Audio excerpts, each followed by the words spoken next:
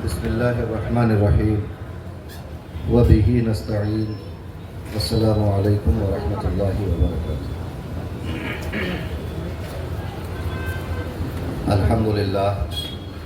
الحمد لله القادر المقتدر القدير، والصلاة والسلام على السيد البشير النذير وعلى آله وأصحابه ووارث حاله الأمين المكين محي الدين برحمتك يا أرحم الراحمين، وبعد. أعوذ بالله من الشيطان الرجيم. بسم الله الرحمن الرحيم. إن الشرك لظلم عظيم. صدق الله العظيم وبلغنا رسوله النبي الأمين الكريم الرؤوف الرحيم، ونحن على ذلك لمن الشاهدين والشاكرين، والحمد لله رب العالمين.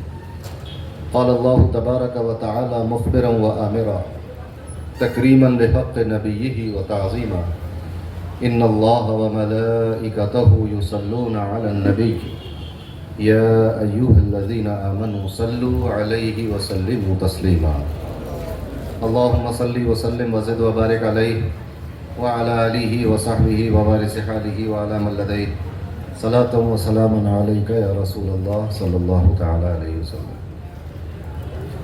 چلے جب حضور سوئے فلک بلغ العلا بکمالہ، کوئی دیکھے رخ کی چمک دمک کشفت دجا بجمالہ.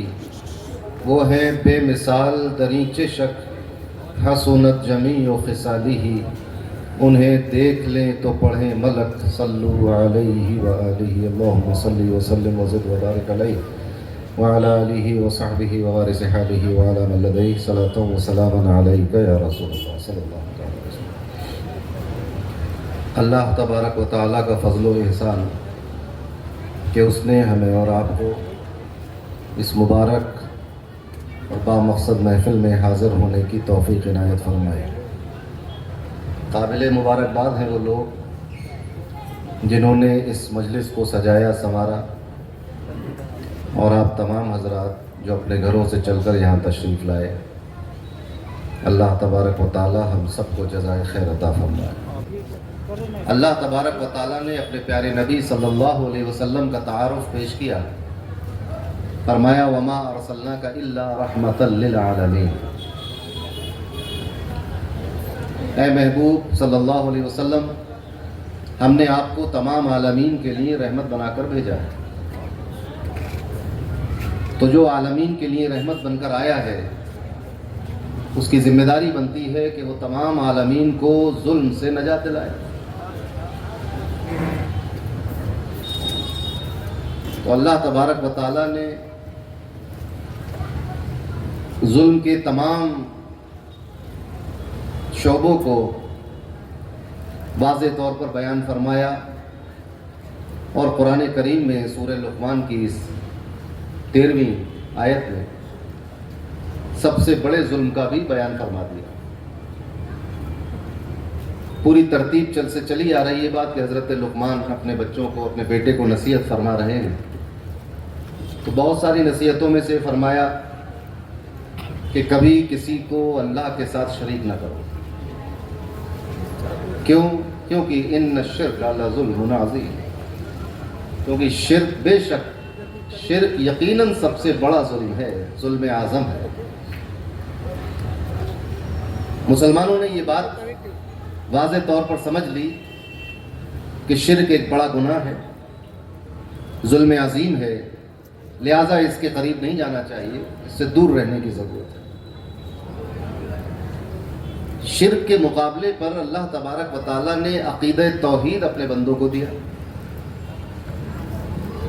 عقیدہ توحید سے شرک کی نفی ہو جاتی ہے، اور یہ وہ بنیادی عقیدہ ہے جو روز اول سے چلا آ رہا ہے اور ابد الآباد تک چلتا رہے.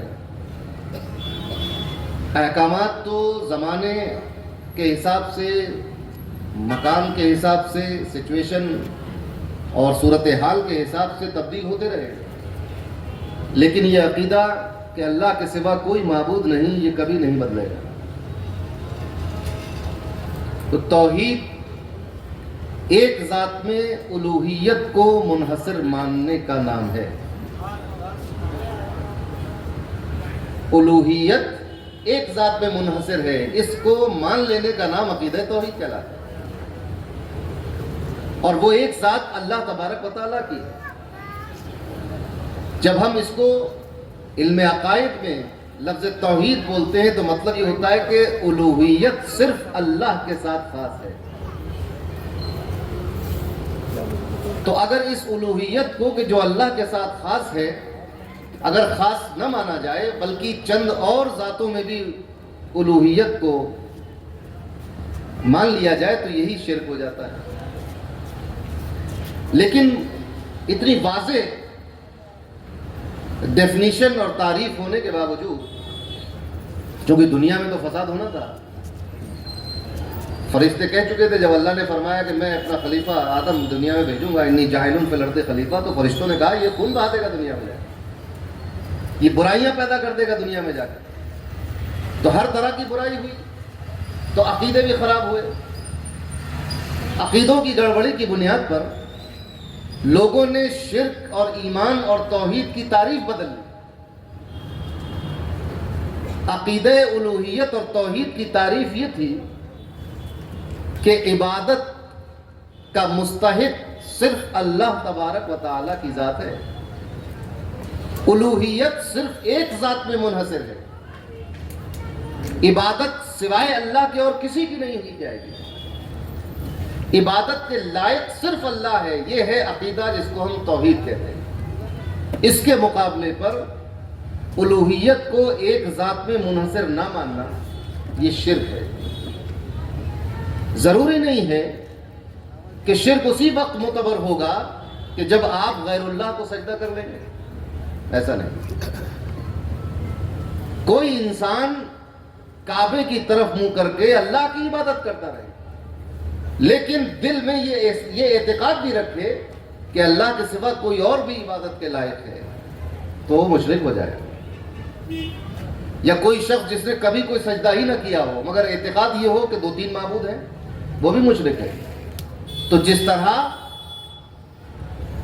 عقیدہ توحید کا تعلق عمل سے نہیں ہوتا اسی طرح عقیدہ شرک کا تعلق بھی عمل سے نہیں ہے. اس بات کو سمجھنا ہوگا. یہ بہت آسان ہے کہہ دینا کہ درگاہوں پہ جانا شرک ہے، کھڑے ہو کر سلام پڑھ لینا شرک ہے، یا رسول اللہ کہہ دینا شرک ہے، کسی سے کچھ حاجت طلب کر لینا شرک ہے. یہ اعمال ہیں، اعمال شرک نہیں ہوتے. شرک تو وہ عقیدہ ہوگا کہ جس عقیدے میں الوہیت کو ایک ذات میں منحصر نہ مانا جائے. اب اس کو اس طرح سمجھے. سیف اللہ المسلول نے اس کو سمجھایا. انہوں نے فرمایا کہ کسی بھی شے کی حقیقت کو سمجھنے کے لیے یہ دیکھنا ہوگا کہ یہ شے کن امور پر موقوف ہے.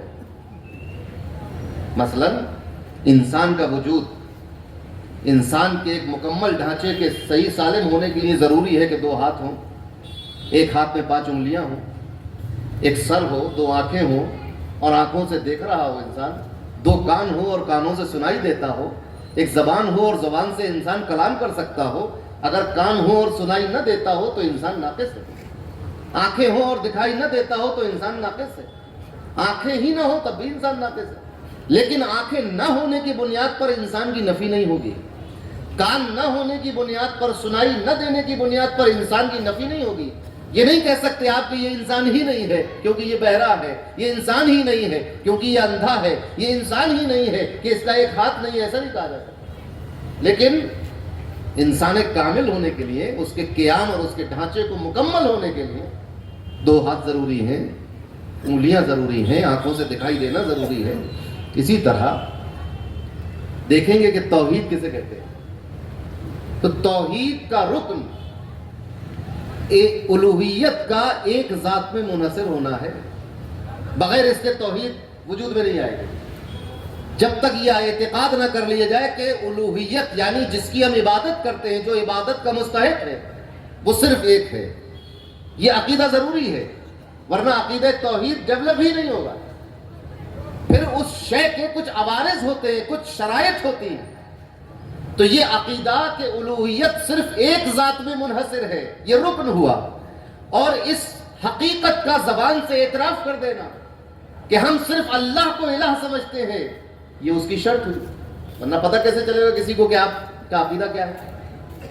تو اقرار شرط بنا اور یہ اعتقاد رکن بنا، اور جب یہ رکن اور اقرار اور شرط پائی گئی تو اب جو نماز پڑھو گے وہ عبادت کہلائے گی، اب جو روزہ رکھو گے وہ عبادت کہلائے گا، اب جو حج کرو گے وہ عبادت کہلائے گا۔ اگر الوہیت میں ایک ذات کو منحصر نہ مانا جائے اور اس کا اقرار زبان سے نہ کیا جائے تو سجدے کرنا نماز نہیں ہوگا، بھوکا رہنا روزہ نہیں ہوگا، ان اعمال کا کوئی اعتبار ہی نہیں ہوگا۔ اگر عقیدہ توحید اور الوہیت کو ایک ذات میں منحصر نہ مانا جائے تو یہ اعمال غیر معتبر ہے۔ کوئی شخص جو اللہ کو الہ نہ سمجھتا ہو ساری زندگی نماز پڑھے، وہ نماز نہیں۔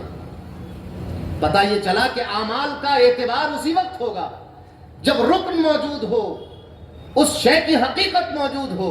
اسی طرح آپ دیکھیں کہ شرک کیا ہے، تو شرک کا رکن یہ ہے کہ الوہیت کو ایک ذات کے لیے منحصر نہ مانا جائے، کہ عبادت کا مستحق ہونا کئی ذاتوں میں مان لیا جائے، اور پھر اس کا اقرار بھی زبان سے کیا جائے۔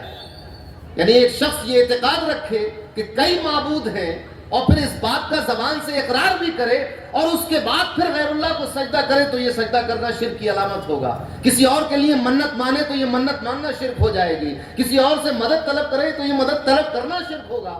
لیکن جب تک یہ اعتقاد نہ ہو کہ الوہیت چند ذاتوں میں منحصر ہے، اس وقت تک غیر اللہ کو سجدہ کرنا ویسے معتبر نہیں ہوگا جس طرح الوہیت کے بغیر نماز معتبر نہیں ہے، الوہیت کے بغیر روزہ معتبر نہیں ہے۔ اسی طرح اس شرک کے رکن کے بغیر غیر اللہ کو سجدہ کرنا، منت مان لینا، مدد کے لیے بلا لینا، کسی قبر پہ جا کر کچھ کہہ دینا، اس سے شرک کا کوئی تعلق نہیں ہے۔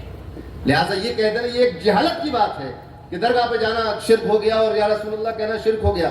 شرک کے لیے جس طرح توحید اور ایمان کے لیے یہ عقیدہ ضروری ہے کہ اللہ ایک ہے، اس عقیدے کے بغیر ایمان نہیں ہو سکتا، اسی طرح شرک کے لیے یہ عقیدہ ضروری ہے کہ عبادت کے لائق کئی لوگ ہیں۔ انسان کوئی ایسا عمل کرے جس کو آپ شرک سمجھتے ہو تو اس کے لیے ضروری یہ ہے کہ وہ انسان جو غیر خدا کو سجدہ کر رہا ہے اس کا عقیدہ یہ ہو کہ اللہ کے علاوہ بھی کوئی معبود ہے۔ بغیر اس عقیدے کے شرک نہیں ہوگا۔ اسماعیل دہلوی نے تو اپنی کتاب میں لکھ دیا کہ کسی جگہ شامیانہ لگانا بھی شرک ہے، یہ بھی عبادت ہے۔ سیف اللہ المسلول اس سے پوچھتے ہیں کہ بتاؤ کہ یہ عبادت کرنے کا شرف دنیا میں کسے حاصل ہوا؟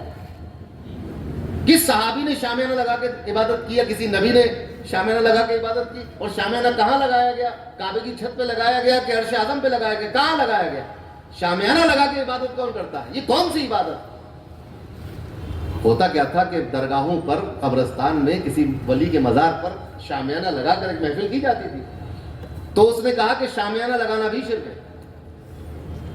آپ ذرا غور کریں، اتنی جب دین کے کسی اصطلاح کی اور بنیادی عقیدے کی جب تعریف اور ڈیفینیشن بدل دی جائے گی تو ایسے گروہ کو جو دین کی اصطلاحات بدل رہا ہو اگر اس کو گمراہ نہ کہا جائے تو گمراہ پھر ہوگا کون؟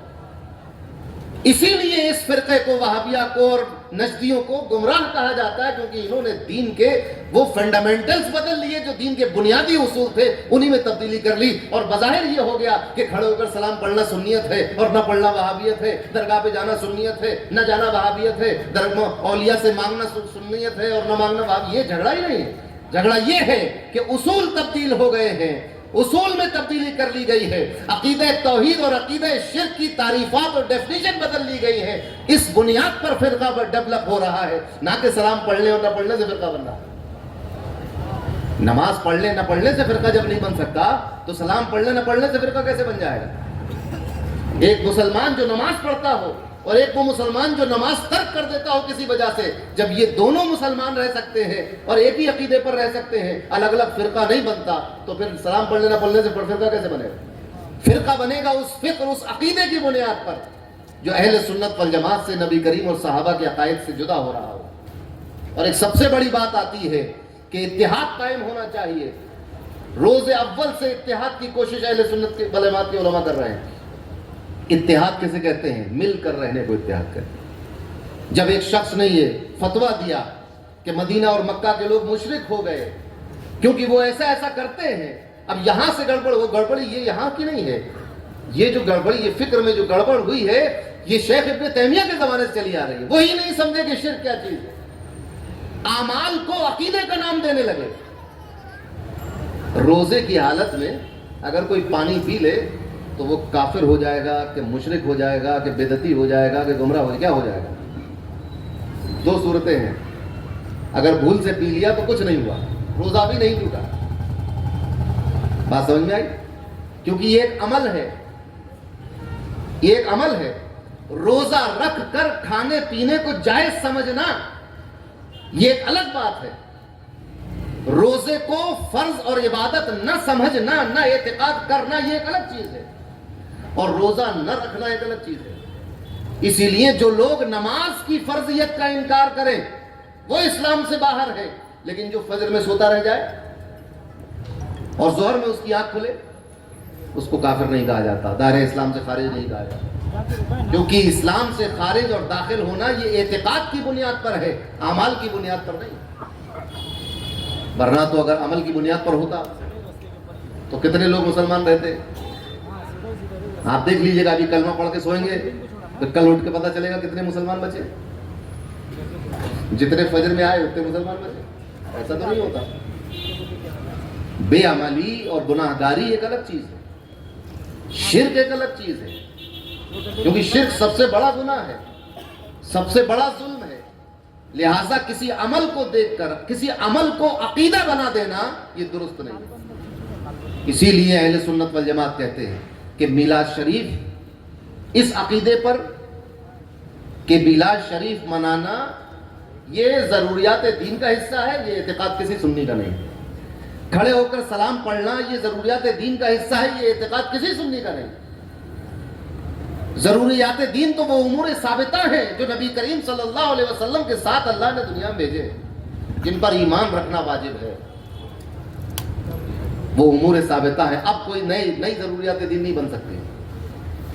لہذا یہ کہنا کہ یہ شرک ہے اور وہ شرک ہے، یہ بات اس وقت تک معتبر نہیں ہوگی کہ جس کو آپ شرک سے متصف کر رہے ہیں اس کا عقیدہ یہ نہ ہو کہ الوہیت یعنی عبادت کا مستحق ہونا یہ کئی لوگوں میں ہو سکتا ہے.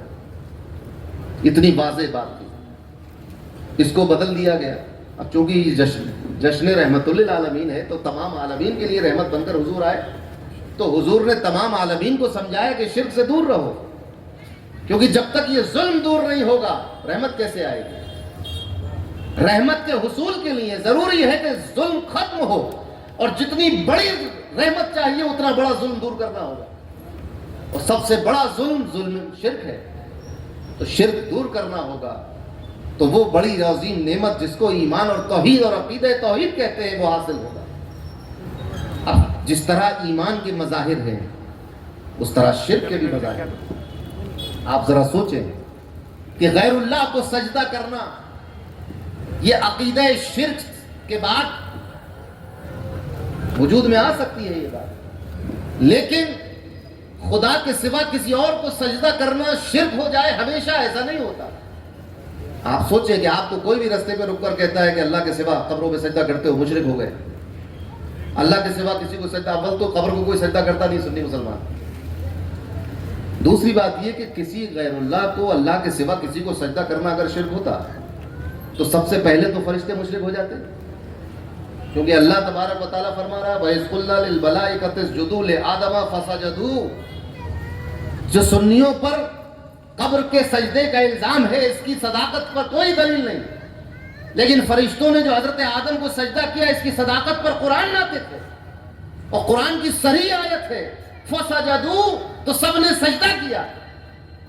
یہ عجیب بات ہے کہ خدا تعالیٰ خود ہی شرک کا حکم دے رہا ہے فرشتوں کو، اور فرشتے وہ حکم بجا لا کر خود مشرک ہو گئے.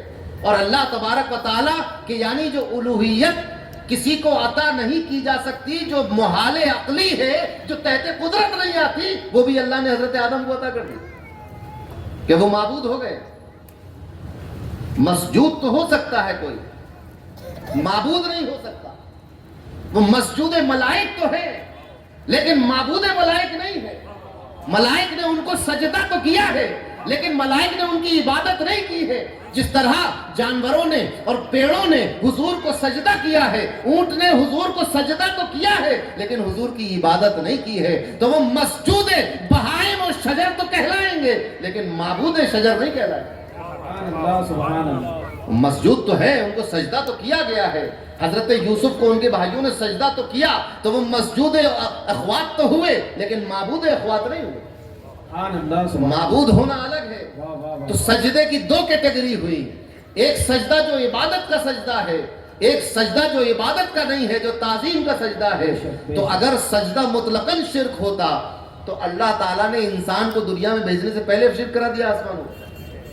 اور مزے کی بات حضرت, مزے کی بات یہ ہے کہ پہلا کافر اس کائنات کا غیر اللہ کو سجدہ کرنے سے نہیں ہوا, غیر اللہ کو سجدہ نہیں کرنے سے ہوا, کہ شیطان کو اللہ نے جو کافر و مردود قرار دیا, حضرت آدم کو سجدہ نہ کرنے کی بنیاد پر قرار دیا ہے. تو کہیں کہیں غیر اللہ کو سجدہ کرنا عین ایمان کہلاتا ہے اور کہیں کہیں غیر اللہ کو سجدہ نہ کرنا عین کفر کہلاتا ہے, جیسا کہ قرآن میں فرمایا. سبحان اللہ, سبحان اللہ. تو یہ منطق تو ہمیں نہ سنائی جائے کہ تم قبر پہ سجدہ کرتے ہو تو مشرک ہو گئے. اگر قبر پہ سجدہ کرنے والے مشرک ہو جاتے تو فرشتے تو آج سے ہزاروں کروڑوں سال پہلے مشرک ہو چکے تھے. تو حضرت آدم کو سجدہ کر رہے تھے. پتہ یہ چلا کہ غیر اللہ کو سجدہ کرنا مطلقاً شرک نہیں ہوتا. فرشتوں کا یہ اعتقاد نہیں تھا کہ معبود حضرت آدم ہے اس لیے مشرک نہیں ہوئے.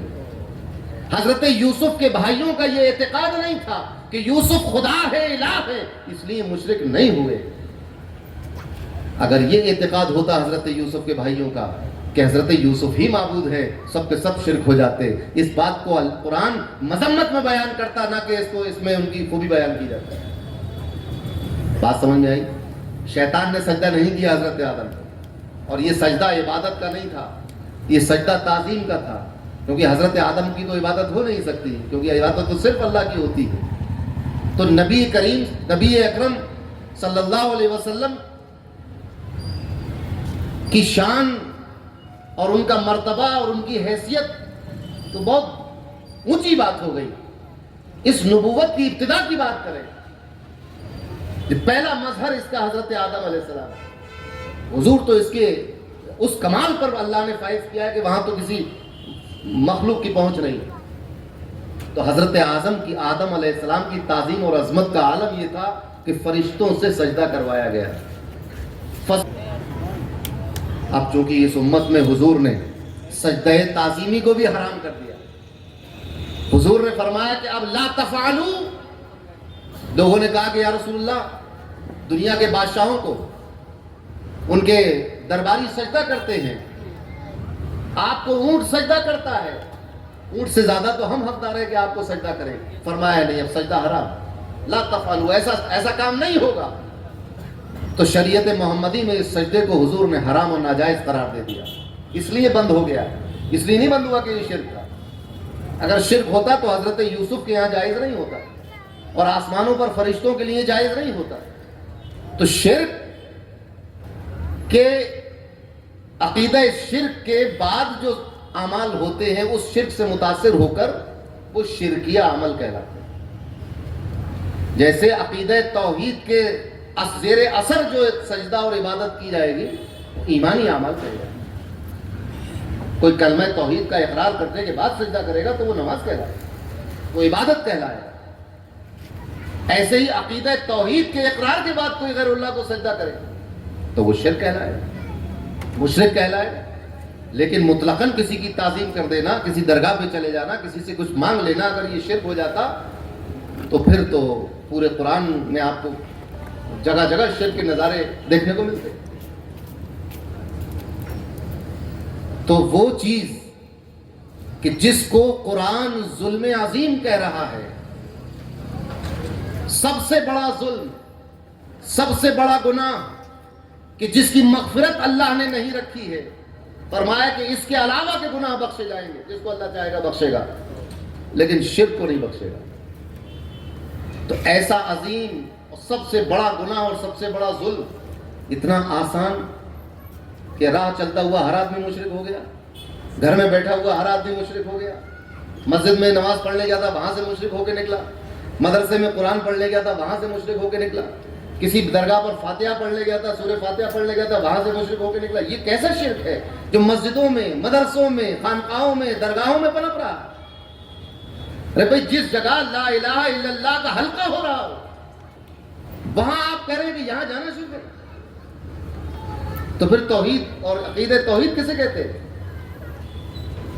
چونکہ یہ جشن رحمت للعالمین ہے، لہٰذا یہ بات سمجھنے کی ضرورت ہے کہ اس دھوکے میں نہ آئیے کہ شرک یقیناً ایک بڑا گناہ ہے، لیکن اس کے لیے یہ اقرار چاہیے کہ الوہیت اللہ کے علاوہ بھی کسی اور کے ساتھ متصف ہے، کوئی اور بھی اللہ کے سوا عبادت کے لائق ہے، یا اللہ کے سوا کسی اور کو بھی کی بھی عبادت ہو سکتی ہے، کی جا سکتی ہے، امکان ہے۔ اس عقیدے کا نام شرک ہے۔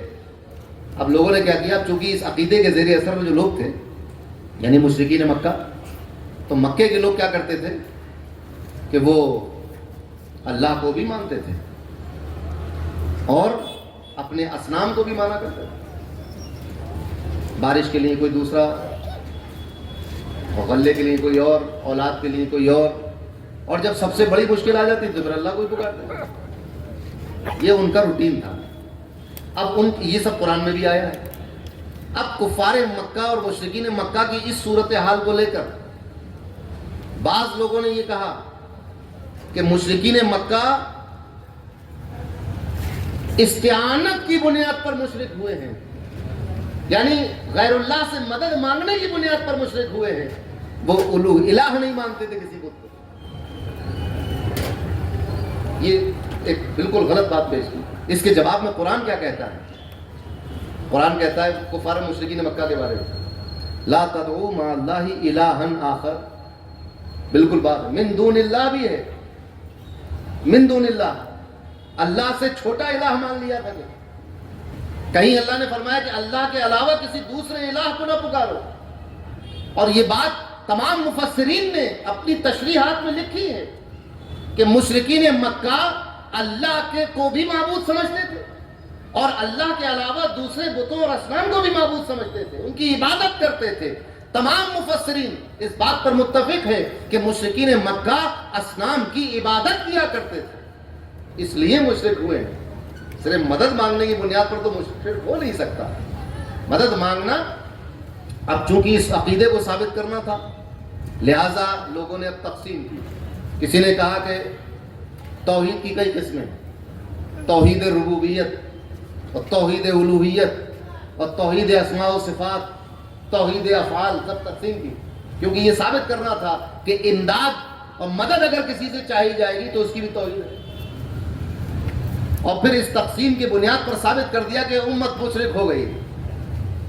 یہ پہلا عالم دین دنیا میں گزرا ہے جس نے امت کو مشرک ثابت کرنے کے لیے علم دین پر کام کیا، ورنہ آج تک جتنے محققین ائمہ گزرے وہ امت کو ایمان کی طرف لانے کے لیے انہوں نے اپنی محنت کی اور کتابیں لکھی اور تحقیق کی۔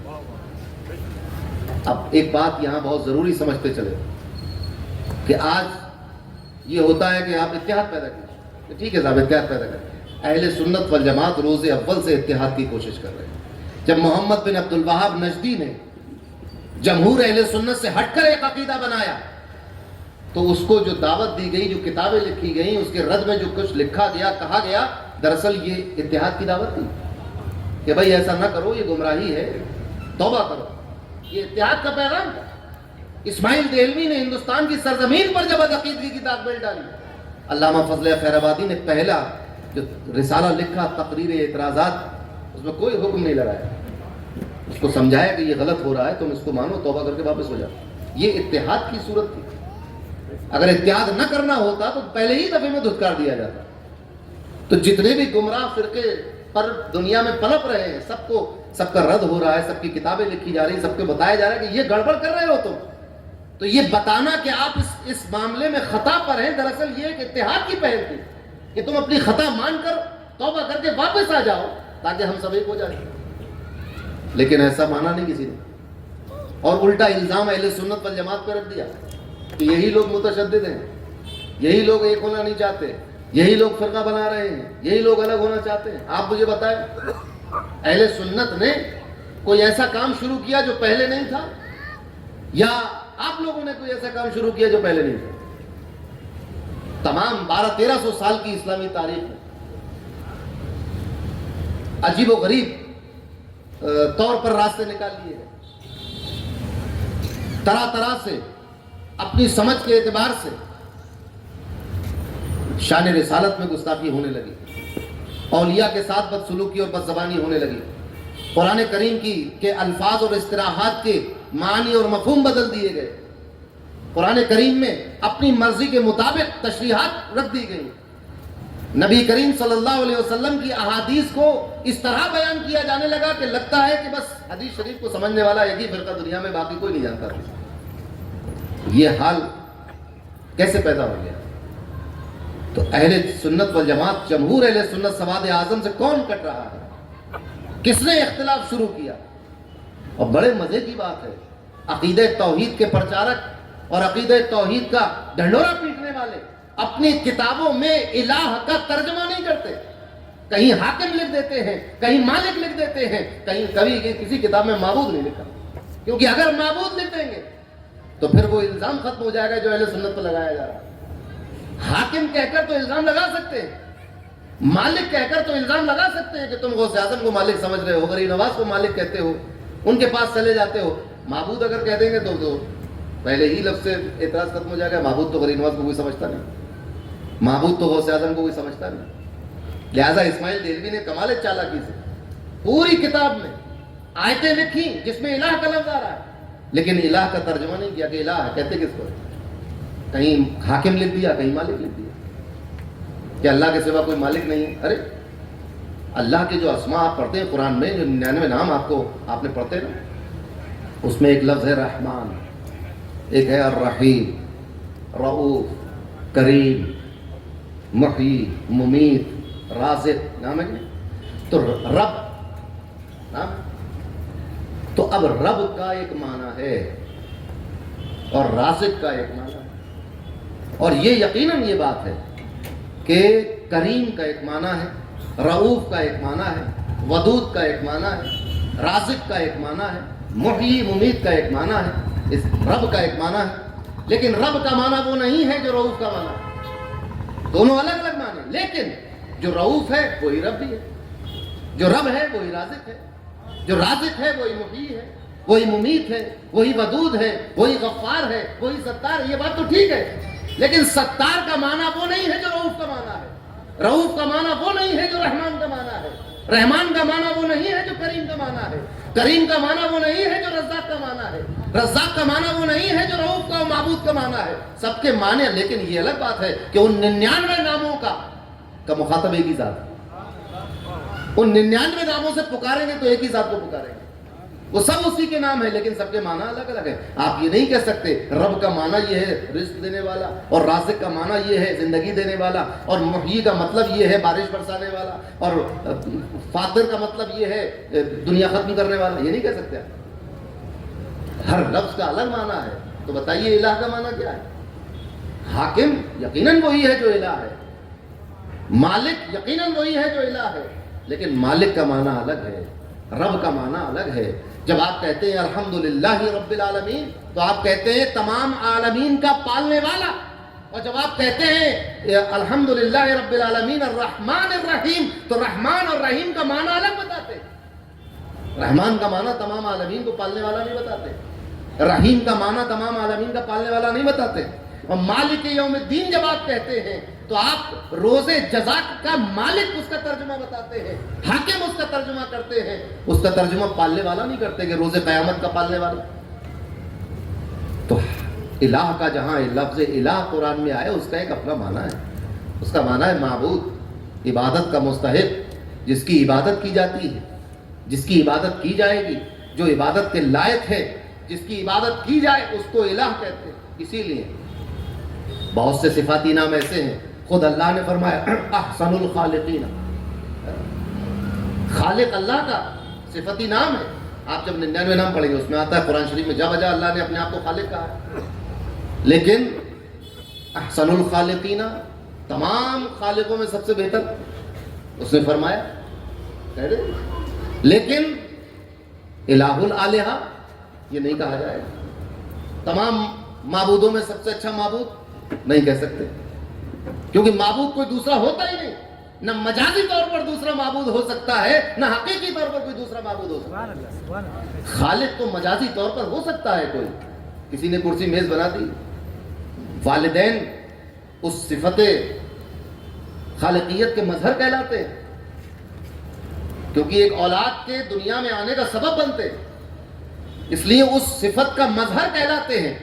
لیکن صفت الہ کا مظہر کوئی کہلائے ایسا تو نہیں ہوتا. اللہ کی صفات کے مظہر، حضور تو اللہ کی صفات کے مظہر عدم ہے، لیکن اس کے باوجود وہ حضور کو الہ نہیں کہا جاتا، مسجود کہا جاتا ہے. کہ اونٹ نے آپ کو سجدہ کیا، شجر نے آپ کو سجدہ کیا، تو مسجود تو کہلایا جائے گا لیکن معبود نہیں کہلایا جائے گا. تو الہ الالہہ نہیں کہا جائے گا. کریموں میں سب سے کریم اللہ ہے، یہ کہہ سکتے ہیں. حسینوں میں سب سے حسین اللہ ہے، یہ کہہ سکتے ہیں. کہا جاتا ہے کہ وہ جمیل ہے اور جمال کو پسند کرتا ہے.